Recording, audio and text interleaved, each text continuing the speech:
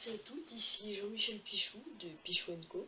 On se retrouve aujourd'hui pour une petite présentation de Shakespeare et de ses œuvres pour un projet en partenariat avec l'établissement Jules Curie, un collège de la ville de Dieulouard. D'abord, la biographie de Shakespeare. Donc Shakespeare. Étant probablement né le 26 avril 1564 à Stratford-sur-Avon, William Shakespeare était l'un des plus grands poètes, écrivains et dramaturges anglais. Sa mère était une bourgeoise et son père était marchand de cuir, notable ainsi que maire de Stratford en 1568.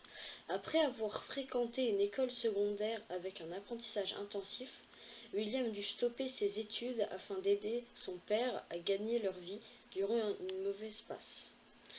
Entre 1580 et 1613, il écrivit 37 œuvres, dont Roméo et Juliette ou encore Hamlet. Il lui est souvent fait référence par ses citations, comme par exemple « Être ou ne pas être, telle est la question. L'amour ne voit pas avec les yeux, mais avec l'âme. Et mieux vaut mourir incompris que passer sa vie à s'expliquer. » Et également par les nombreuses adaptations de ses œuvres. William se maria en 1582 à l'âge de 18 ans et eut 3 enfants, Suzanne et 2 jumeaux, Judith et Hamnet.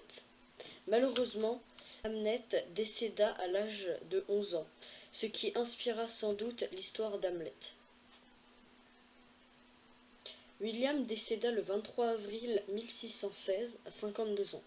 Il vécut aux côtés de sa femme ainsi que ses 2 filles jusqu'à sa mort. Même si Suzanne et Judith eurent plusieurs enfants, aucun d'eux n'eurent de descendants. Il n'y a donc pas de descendant direct du poète.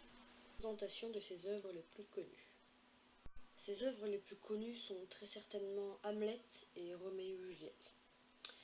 D'abord une courte présentation de ce qui se passe dans Hamlet.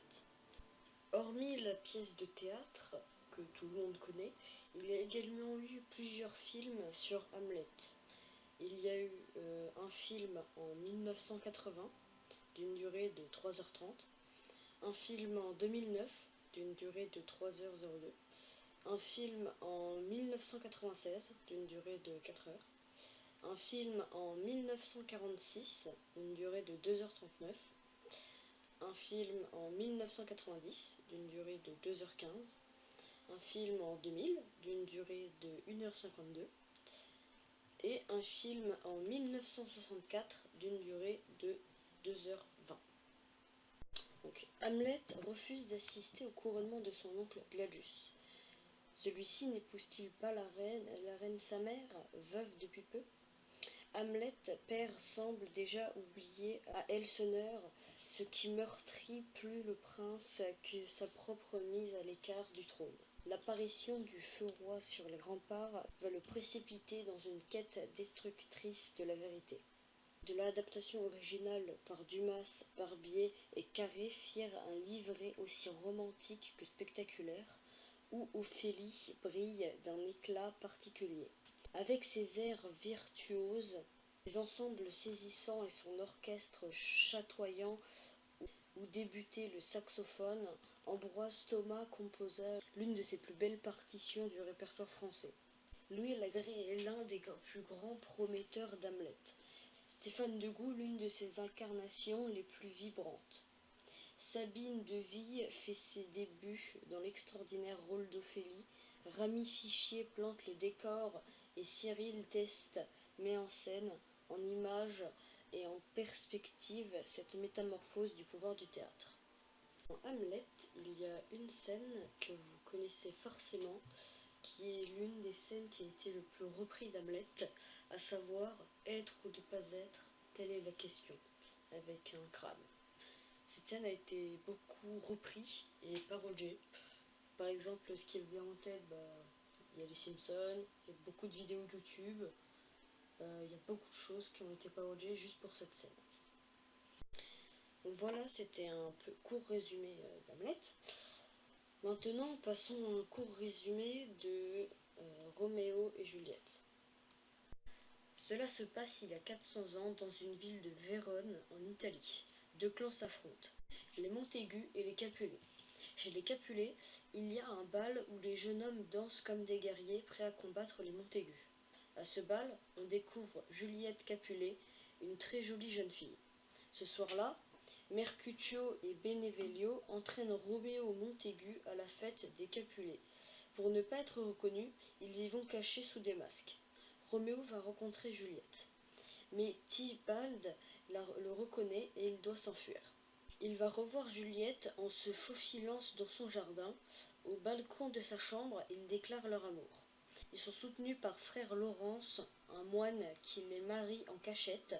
Dans les rues de Vérone, Tybalt provoque et tue Mercutio. Roméo le venge en tuant Tybalt. Roméo doit fuir. La nourrice organise un rendez-vous d'amour entre Juliette et Roméo. Ils passent la nuit ensemble et Roméo s'enfuit de Vérone, banni par le prince. Les parents de Juliette veulent le marier à son cousin Paris. Ils ne savent pas qu'elle s'est mariée en secret à Roméo. Elle refuse, mais son père ne lui laisse pas le choix. Juliette court vers frère Laurence pour lui dire qu'elle préfère mourir plutôt qu'être infidèle à Roméo. Frère Laurence lui donne une fiole pour la faire passer pour morte. On la mettra au tombeau et Roméo viendra la délivrer après. Il faudra juste le prévenir. Hélas, Roméo, pas mis au courant du plan comme prévu, il apprend la mort de Juliette et ne sait pas en réalité qu'elle est encore en vie. Désespéré, il se fait faire un poison mortel et court la retrouver. Dans le tombeau, Roméo dit à Juliette qu'il ne peut vivre sans elle et meurt à ses pieds. Juliette se réveille auprès de Roméo. Elle comprend qu'il est mort et avant que quiconque puisse l'en empêcher, elle s'enfonce dans le cœur l'épée de son amoureux. Il aurait fallu que Roméo et Juliette meurent pour que les deux familles se réconcilient et arrêtent de faire la guerre. Voilà pour ce court résumé de Roméo et Juliette. Comment se jouait une pièce de Shakespeare à son époque? Roméo et Juliette a eu énormément d'adaptations. Il y a eu des opéras, des comédies musicales, des films, des séries TV, des bandes dessinées comme Papyrus ou encore Julia et Rohem et des web-séries comme par exemple une très récente Roméo et Juliette réinterprétée par Cyprien et Squeezie en 2019. À l'époque des pièces de théâtre de Shakespeare, il y avait au choix la comédie ou la tragédie. Bien sûr, Shakespeare, lui, a préféré la tragédie, comme avec de nombreuses pièces. On l'a même vu auparavant avec Hamlet ou Roméo et Juliette. La tragédie occupe une part essentielle du théâtre qui montre le malheur des grands et le retournement de fortune. C'est un théâtre de la parole où le personnage agit peu et se lamente. Les sujets sont puisés dans la Bible, dans la mythologie grecque ou même dans l'imaginaire collectif ou des scènes qui leur sont réellement arrivées. Donc voilà, c'est donc la fin de la vidéo en partenariat avec le collège Julio-Curie. J'espère qu'elle vous a plu. Si c'est le cas, n'hésitez pas à vous abonner et à laisser un pouce bleu, activer la cloche des notifications et je vous dis au revoir pour de nouvelles vidéos.